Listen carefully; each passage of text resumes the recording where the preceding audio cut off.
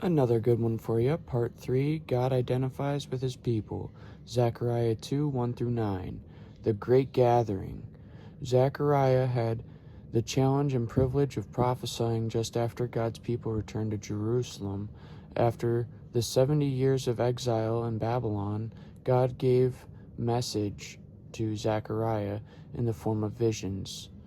In Zechariah 2, the prophet received a vivid message regarding God's plan for the New Jerusalem. A rousing message of restoration and hope.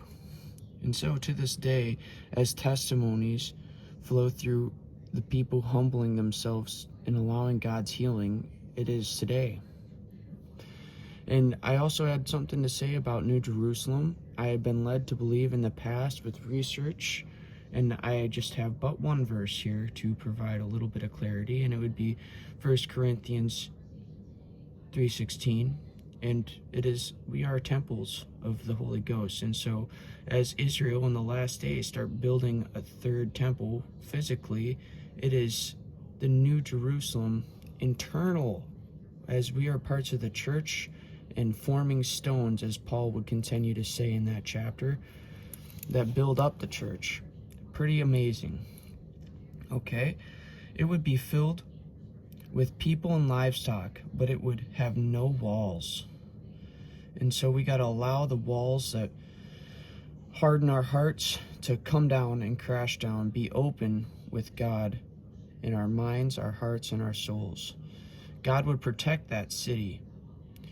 You know, not to wear our hearts on our sleeves, but to guard our hearts, for all else falls from it, is another verse in Proverbs. So you kind of see a little bit of contradictory there, but it just is addressing both sides, as we need to be guarded, but also open, because we allow bitterness to seep into those roots when we don't guard our hearts. So now God summoned his people to come away. Verse 6 and 7. The long exile was finally over. God's treasured people were coming home. And so, some notes worthy. Jesus rebuilt the temple in 3 days upon arrival. And so we also see in this reading, Zechariah 2, 1-9, that Jesus knows the dimension of the temple. So Zechariah 2:1, worthy notes, measuring a line in hand, the dimensions, right? Zechariah 2:2 measures Jerusalem. Zechariah 2:5, impenetrable wall of fire. Think of the passions and testimonies that secure our faith and that glorify God as we share. It's amazing. And then Zechariah 2:6, spreads amongst as four winds. It's Revelations reference as well. I just didn't put it all together. I left it a little open there because the God above us has probably angels put in their place for specific reasons. So I didn't want to draw any wrong connections there. So, and then also luxury spoils, but also seeing grateful inheritance, perspective of knowledge and more can grow without bitterness. And so we can see like the apple of thine eye and just some beautiful pieces of detail there. How have you experienced God's protecting power?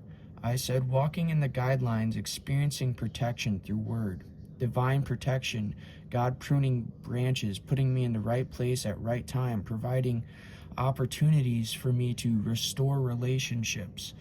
And I also put loving thy neighbor.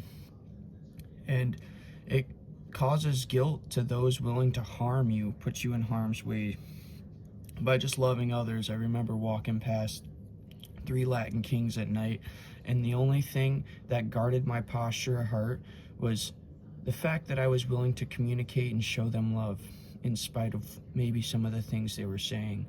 And so, guidance, thought, and prophecy. Guidance with thought and through prophecy.